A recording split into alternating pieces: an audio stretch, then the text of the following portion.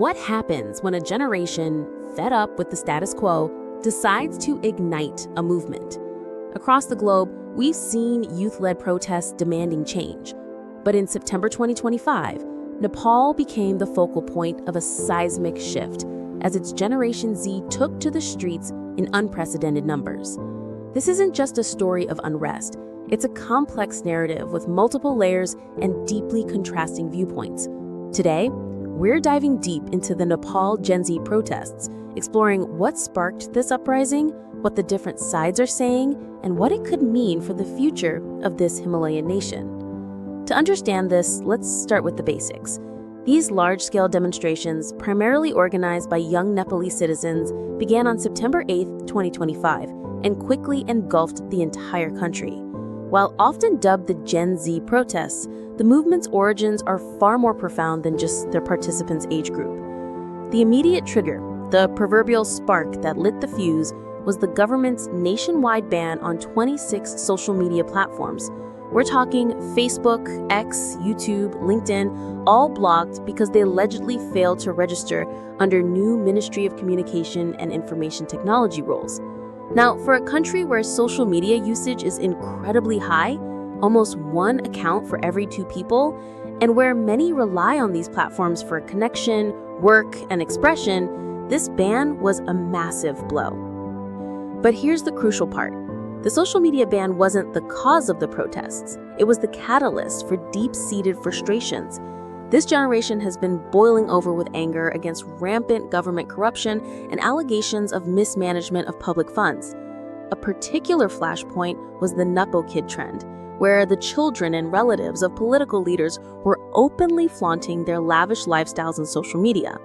Imagine seeing images of swanky cars, posh bungalows, and branded jewelry online, while the average Nepali makes about $1,400 a year and 20% of the youth are unemployed.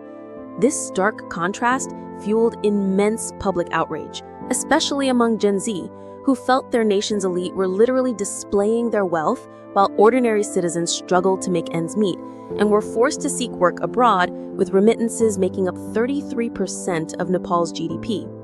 What began as peaceful rallies, organized by groups like Hami Nepal, quickly escalated. When protesters attempted to enter federal parliament, security forces responded with tear gas, water cannons, rubber bullets, and even live ammunition. This heavy-handed crackdown transformed a protest about specific grievances into a call for the complete overthrow of the government. Now, let's look at the government's perspective and its response. Initially, the ban was framed as a regulatory measure. However, as protests intensified and turned violent, the narrative shifted to maintaining law and order. Curfews were imposed across major cities, and security forces were deployed. On September 9th, amidst escalating violence that saw Parliament, the presidential residence, and the Prime Minister's home set ablaze, Prime Minister KP Sharma Oli resigned and reportedly fled the country. The Nepali army then stepped in, taking charge of security, closing Trubhavan International Airport to prevent politicians from fleeing, and appealing for calm and dialogue. Their stated goal: to restore peace and ensure law and order in the absence of a stable government. The situation has now led to a critical vacuum, with ongoing discussions among the president, army chief, and Gen Z representatives to select an interim leader. The human cost of these protests has been tragically high.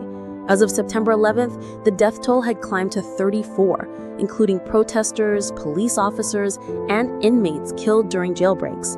Over 1,000 people have been injured, and more than 15,000 prisoners escaped from various jails nationwide during the unrest. The chaos also had significant regional implications. India and Bangladesh both issued travel advisories and worked to repatriate their stranded citizens. Both nations, along with intergovernmental organizations like the United Nations, expressed deep concern over the loss of life and called for restraint and peaceful dialogue. The UN High Rights Commissioner, Volker Turk, specifically stated he was appalled by the escalating violence and called for an investigation into the security forces' conduct and reports of disproportionate use of force. International human rights groups like Amnesty International and Human Rights Watch have also condemned the crackdown, urging accountability for the deadly force used against protesters. So, where do all these viewpoints leave Nepal? From the perspective of the Gen Z protesters, this is a fight for their future, a demand for systemic change, accountability from their leaders, and an end to corruption and misgovernance. They feel their voices have been ignored for too long, and that the existing political framework has failed them. Their actions, though some have turned violent, are seen by many as a desperate outcry for a more equitable and transparent society. The online discussions to select an interim leader, with former Chief Justice Sushila Karki emerging as a frontrunner, shows a desire for new, untainted leadership. From the perspective of the political establishment and the army, the priority is to restore stability and operate within a constitutional framework. While acknowledging the need to address the youth's demands, there's also a strong emphasis on condemning the violence and vandalism, aiming to bring the country back from the brink of anarchy. The challenge for them is to navigate these demands while maintaining order and a semblance of governmental control. For analysts and observers, these protests reveal the deep structural failures of Nepal's young democracy, established just a decade ago, shifting from a constitutional monarchy to a federal republic.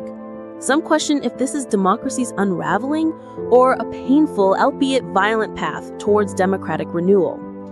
There's even been a resurgence of talks about restoring the monarchy, with former King Gyanendra emerging as a symbolic figure for those disillusioned with the current political system. This indicates a fundamental questioning of the country's entire political direction. The road ahead for Nepal is fraught with uncertainty. Will a new interim government be formed that can genuinely address the grievances of its youth? Will the promises of dialogue lead to concrete reforms? Or will the cycle of protests and repression continue? The world watches as Nepal's Gen Z, having set the nation on a new, unpredictable course, grapples with the immense task of building the future they demand. What are your thoughts on the Nepal Gen Z protests? Do you think this kind of youth-led movement is a sign of broader global discontent? Share your perspectives in the comments below. Don't forget to like this video, subscribe for more in-depth analyses, and hit that notification bell so you don't miss our next upload. Thank you for watching.